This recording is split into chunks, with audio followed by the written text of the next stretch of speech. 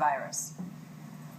I feel like if you're in there with an Ebola patient and your life is on the line and your family safety is at risk, you should have the number to anyone. You should have the number to Obama administration to get you whatever you need to perform that job safely. And I'm not satisfied with any answer that the hospital has to offer at all.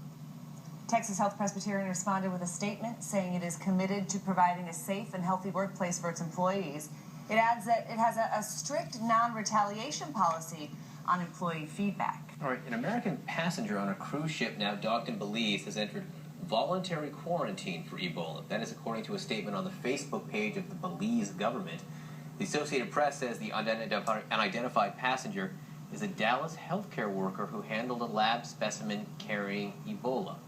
The statement from Belize says the passenger is considered at very low risk for the disease and has no Ebola symptoms. Belize says it has decided not to help evacuate the passenger. President Obama says a ban on travel to the United States from the Ebola-stricken countries in West Africa is not the way to go. The president met on Thursday with CDC Director Tom Frieden, Homeland Security Advisor Lisa Monaco, also others. Afterwards, he told reporters that a travel ban might create more problems than it solves, although he did maybe leave the door slightly open to the possibility. I don't have a philosophical objection necessarily to a travel ban if that is the thing that is going to keep the American people safe. The problem is that in all the discussions I've had thus far with experts in the field, experts in infectious disease, is that a travel ban is less effective than the measures that we are currently instituting. Well, the president also did not rule out appointing an Ebola czar.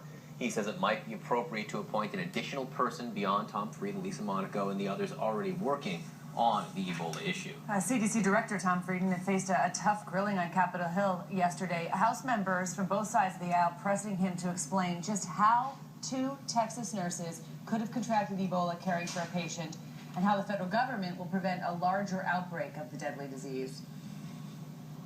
Was it a breakdown in the training of the protocol? Do we know whether or not the protocol works? The investigation is ongoing. We've identified some possible causes. We're not waiting for the investigation to be completed. So we don't know. We're immediately implementing. We don't know. Okay. Right, other news. ISIS militants trying to make good